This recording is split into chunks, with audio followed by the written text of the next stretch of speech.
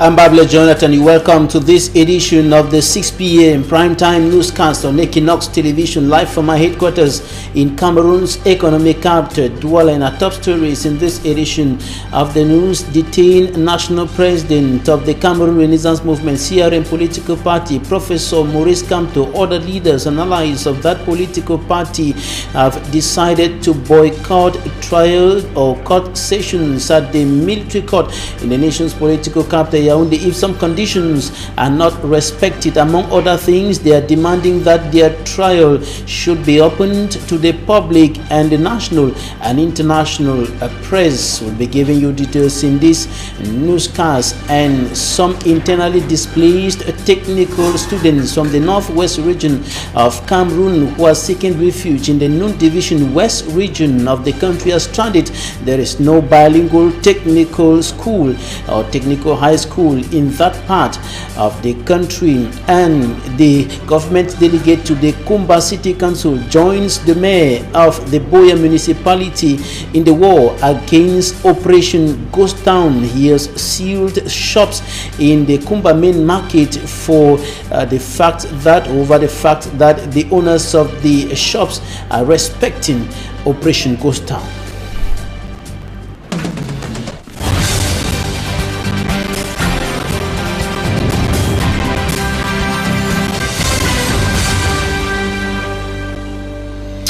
Maurice Kamto, national president of the Cameroon Renaissance Movement, other leaders and allies of that political party detained at the Kondenge maximum security prison in Cameroon's political capital, Yaoundé, have decided that henceforth they are going to boycott all court sessions in the military court in Yaoundé if some conditions are not met. And amongst other things, they are demanding that their trial should be opened to the public and the national and international press. For me, Armstrong Sander reports.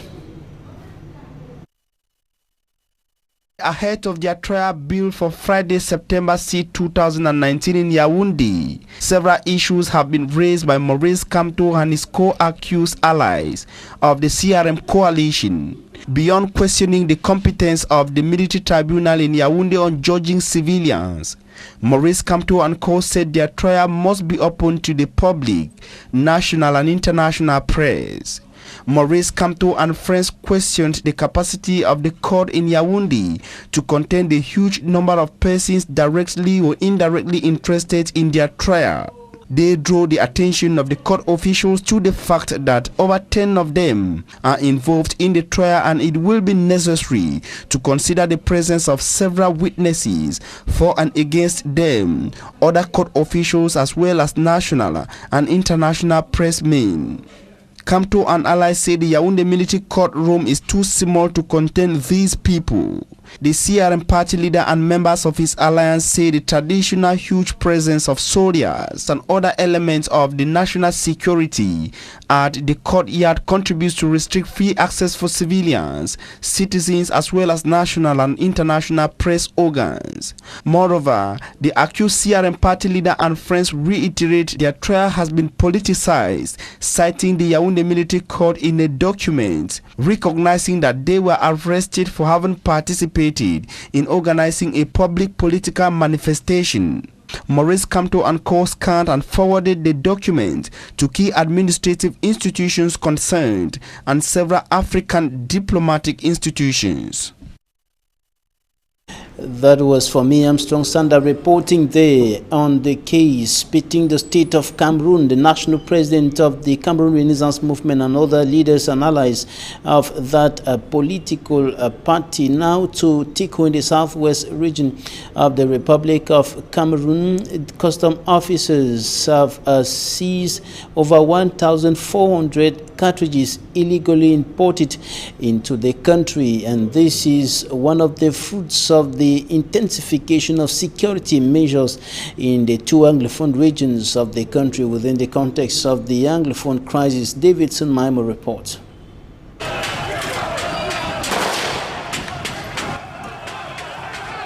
As the Anglophone crisis escalates, with the use of firearms, mostly hunting guns and locally fabricated guns, by separatist fighters against state security forces, instruction from hierarchy pleased every state sector, especially those working at every frontier within the northwest and southwest region, to conduct serious checks of goods and persons entering the country illegally.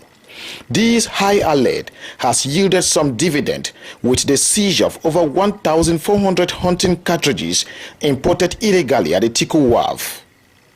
The seizure by a mixed control of customs at the Tiku Wharf and the Customs Commercial Brigade Unit.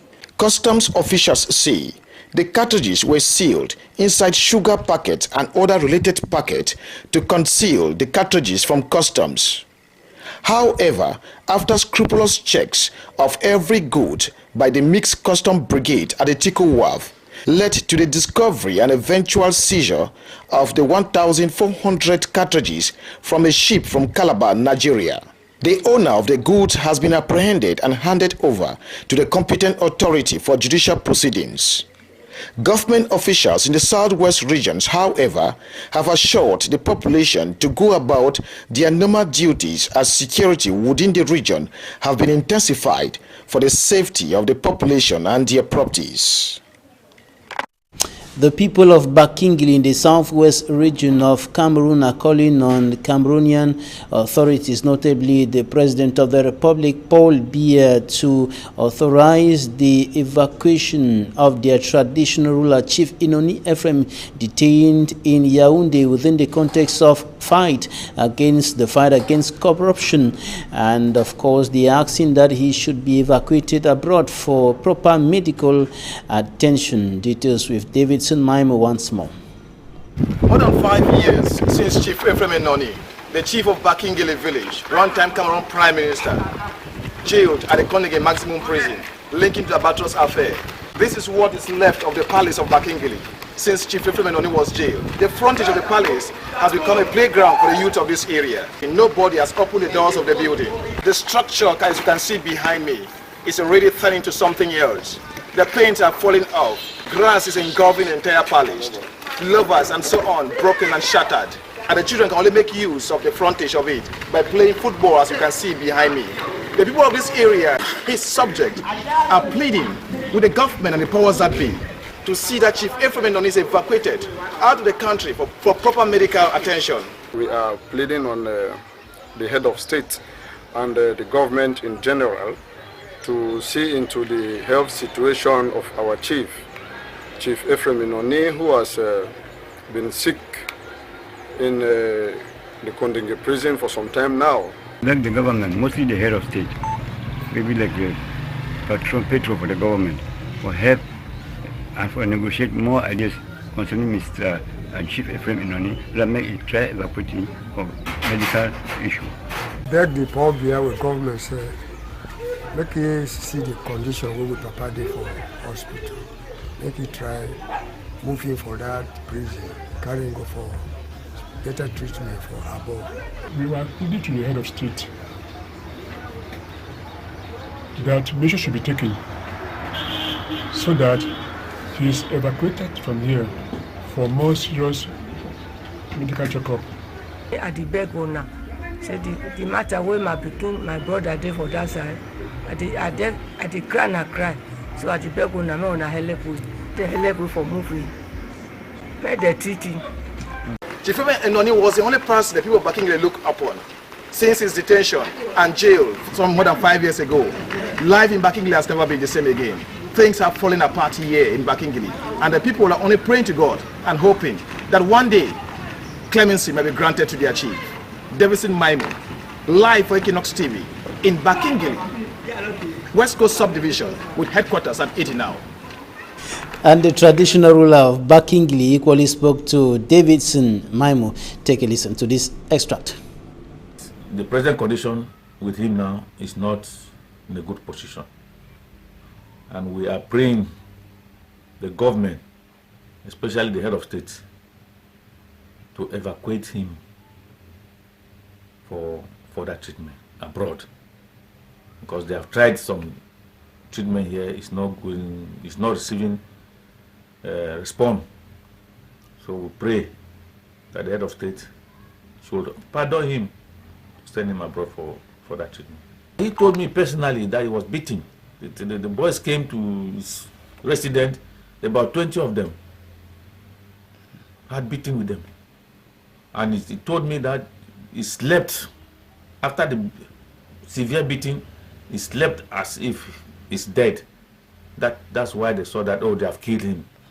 That's why the people went.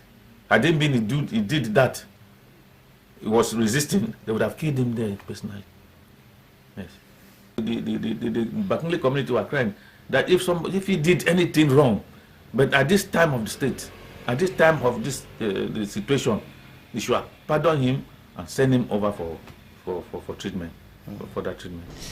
That was the traditional ruler of the Bakingili, one of the chiefs over there, speaking concerning Chief Inoni Ephraim and demanding that the head of state should authorize his evacuation for proper medical attention. And of course, now we're going over to Kumba in the Meme division of the country, where the government delegate has decided to join the mayor of Boya municipality, Kema Patrick Esunga, in the war against Operation Ghost Town. And the government delegate to the Kumba City Council has sealed shops in the Kumba main market over the fact that the owners of the shops have been respecting Operation Ghost Town, and he is determined, just like Kema Patrick Esunge, to kick out the ghosts from the town of Kumba. Take a listen. Yeah, but you know, how long shall we live on fear? You know, we should not. We should always try to come up. You know, to fight for ourselves. You know, because all of us depend on this market. But if the traders understand what it means, because I think they should understand very well, so they should know that it is not. It doesn't move us closing our markets and then staying at home. It doesn't generate us any income. Thank you, sir. Thank you. Yeah, it's a decision that I just took because I think it is too much now that our local economy that depends on the market is really down. And because of that, we were bound to take these measures to ensure that life comes back to the market of Kumba, so that we could also generate our income from this market again. That's the reason why I said enough is enough. Let us go real to business now. Now, the government delegate of the Kumba City Council speaking there. And now some back to school news. The governor of the Adamawa region of Cameroon has told the youths of the Gaundere municipality to be punctual and of course disciplined in order to succeed in the current academic year. Kildadi Buka made the call as he visited some schools on day one of the 2019-2020 academic years. Manjikan Gabriel report.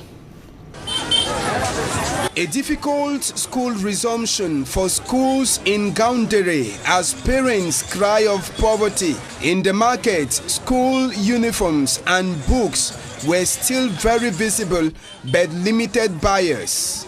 Notwithstanding the difficult economic situation, it was a happy day for the kids who started school on day one in Gaundere. The peoples were glad to be reunited and an opportunity for them to make new friends. Immediately, lessons began and it was 100% present that the school recorded. The number of pupils we expected have come, so we have a good enrollment. A timid turnout was, however, recorded at the school specialized for persons with this ability. It was a tough exercise for the teachers who have to start afresh, as most of their kids had forgotten what they have been taught during the last academic year.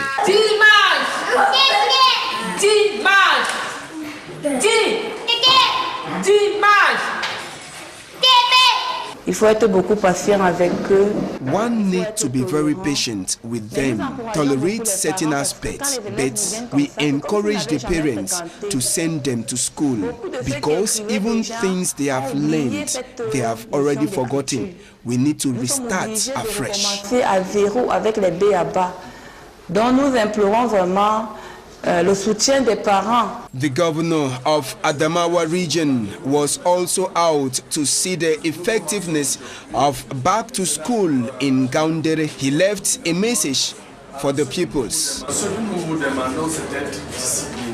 We urge you to be disciplined first. You should be punctual at school. You should know that you're all Cameroonians and forced to live together as one.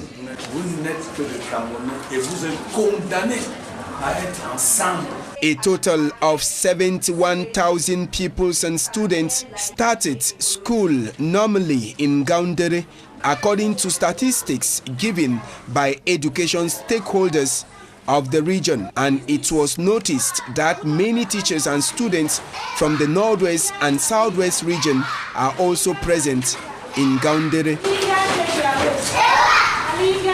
In the Nun Division West region of the Republic of Cameroon, some internally displaced technical students from the northwest region of the country are stranded.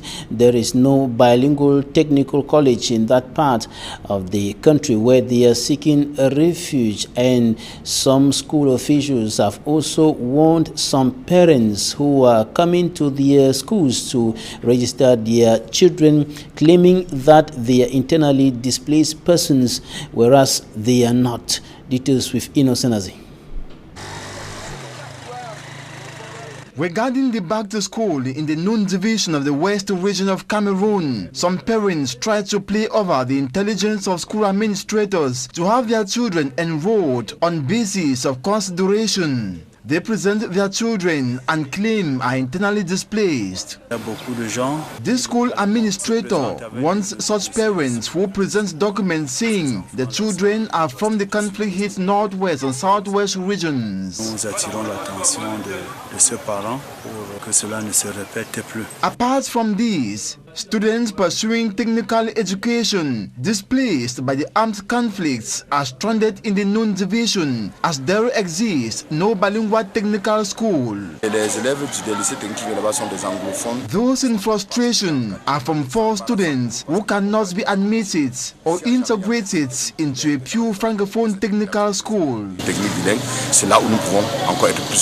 Internally displaced children in primary and secondary schools are being identified and admitted. The internally displaced children, for now I cannot dictate and tell you that this number has come or it is this number. But I have at least around 10 of the displaced children in this school. Some of them come without a valid document like birth certificates, report cards, or a national identity card to prove they are students. They are compelled to sign an undertaking.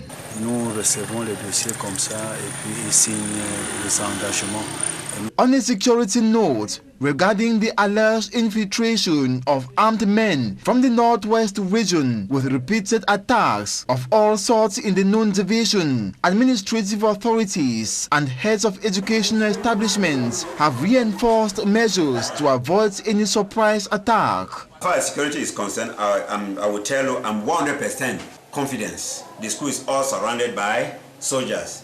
Outside you see it's a camp where they are training special corps from Yaoundé. Then below you see camp militaire, the tap. So if there's any noise or we discover any scene or any person who is not supposed to be in this environment, we inform the colonel who sends in soldiers immediately to take care of that situation. If the academic year has commenced hitch-free, then non-renovation of infrastructures is a call for concern. Students of Government Bilingual High School Kutaba began studying without a toilet because it collapsed. Nous sommes obligés de réorienter nos projets vers les toilettes des garçons et des filles. Another problem is lack of adequate classrooms. Le lycée technique de Koutaba est un cycle complet à l'heure actuelle avec 37 divisions. C'est-à-dire s'il fallait une division, une salle de classe, il nous fallait 37 salles de classe. Or on n'en avait que 16 jusqu'à ce que... In all, the 2019-2020 academic year in the Nun division of the West region accelerates on a flexible pace. Evaluation will only be made after 4 months.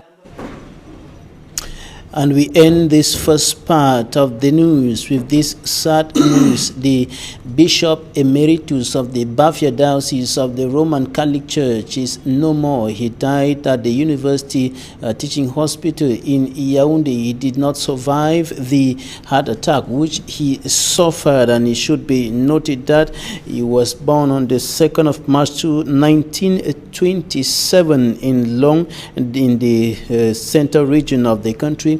And he was the first Catholic bishop of the Holy Spirit congregation. He died after suffering a heart attack. Coming up next, Talking Point.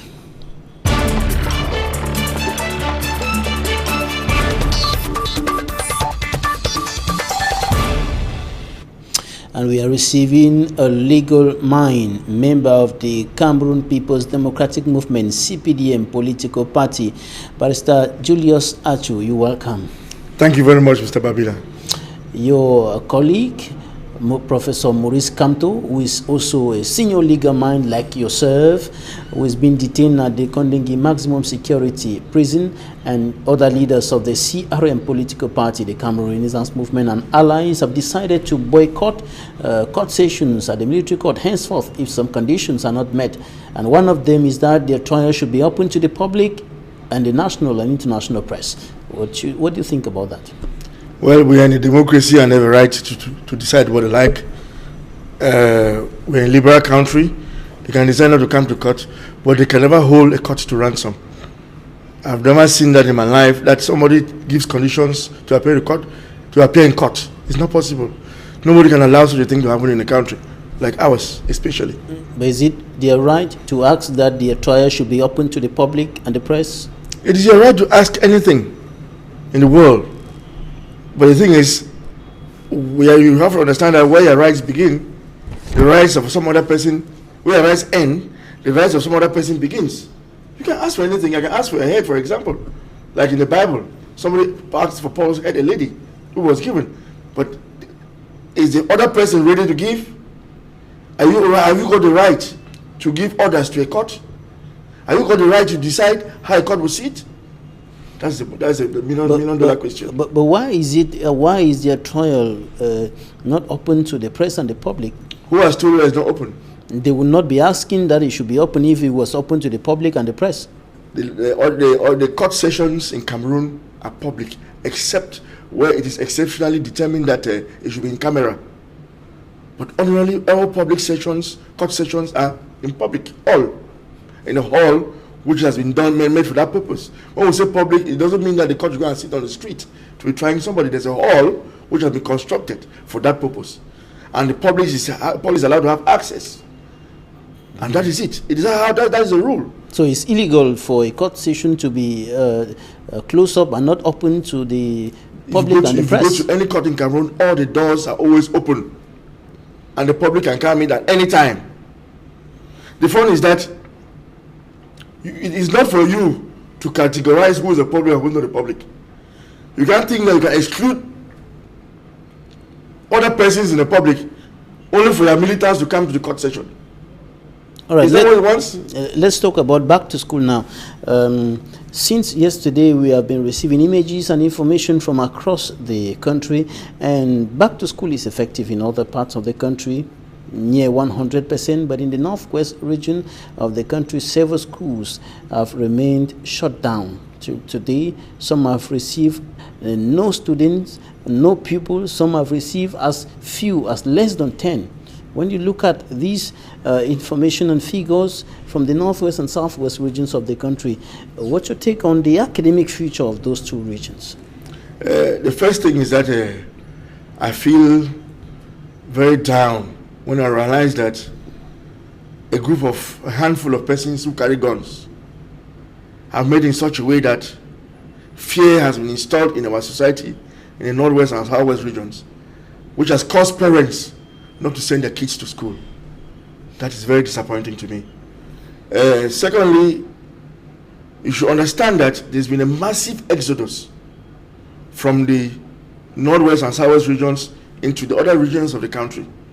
And because of massive exodus, I can bet you all schools in Babusam, Buda, Douala, Yaoundé are full it means thousands of these students from the northwest and southwest are moved over because every parent feels that it is safer to send their kids this way than that way.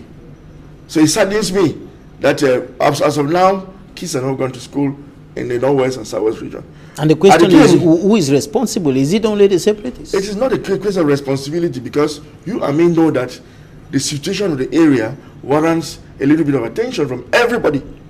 It is not something depending on one or two persons. I cannot come to your house to remove your children to send to school. You, the parent, you have the obligation to go and pay the fee of your child and to make sure your child leaves the house and go to school. If you don't do that, who else can do it for you? So it is first of all the responsibility of the parents. Okay, we understand that there is a fear factor, which has made some of them not to respect that day. Maybe as in the course of time, they are going to know there will be more assurance, they will have more assurance to do just that. But as of today, I don't see any parent like who want to keep his child in the house because of that, only that fear alone.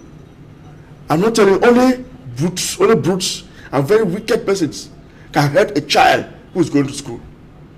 Only if you are inhuman. But the problem is that some of them could be caught up in the crossfire, and there have been widespread campaigns by government authorities, members of parliament, senators, Mancho BBC himself, who is detained in prison, who is in prison today, and other persons calling for back to school. But at the same time, some of the issues that have been requested for by politicians of the opposition and the civil society and so on to create an enabling environment like a ceasefire are not forthcoming. You know, when you do talking, you should give it some time for it to sink. You understand? People need to understand that that fear factor is just fear factor, and those Amazonians who think that school shouldn't go on, one of the see how they'll kill the children when they're going to school. I don't think, but the other thing is that, as I say, people are afraid. But if those who want know what they don't want us or our kids to go to school, they use arms against our kids, that means that is something else. But they are saying that they are not fighting, they are not killing anybody, they are pointing accusing fingers at the military. The military has no military in this country has ever stopped kids from going to school. No military has ever done that in this country before. You should understand that it's all close to 3 years today that some kids are not going to school. Because of what? Because of the struggle that a handful of people pick up arms, and instead of fighting soldiers like them, they prefer to fight you and me who don't have any arms. And because of that, it installed this fear factor. So it's a fear factor that it's going to take some time for people to overcome it. You can't overcome it one day. It's going to take some time, and I still believe that it's a gradual process. And with time, most people, even those gun-toting happy guys, will one day find out that kids going to school is a very important thing. Yes, everybody knows that it's a very important thing, but the problem is that many parents will be seeing the calls on them to send their children to school as a suicide mission, knowing that the gun battles continue between the separatists and the military, and their children could be caught in the crossfire. No, I don't think the gun battles going. There are gun battles because, to the best of our knowledge, I don't know about that. The governor's convoy, for example, was attacked while he was going to Fundong. So they were shooting at the governor's convoy and not at kids. It was shot at governor's convoy and not at kids, which is different. Shooting at kids is some other thing. Along that way, were they kids on the way to have crossfire? Kids go to a particular environment, which is a school. It is established that there are classrooms here and there, where they come and fit in and sit down to learn. Kids are not on this war front. They are not on the streets. The people who change our streets to a war zone are those gun-happy guys who are carrying out arms to force everybody to accept secession. That is all. Because they are forcing people to accept secession that they don't want. When people wanted secession, they should have been this exodus. They should have been coming to this other zone of the other part of the country. They should have adhered to what they want without any force. They don't need force. We are in a democracy. Everybody has a right to choose. But don't use a gun to force me to do what I don't want to do. That's what the problem is. People are using guns to force others to do what they don't want to do. If you're afraid of dying, somebody points a gun at you, you adhere to whatever he says.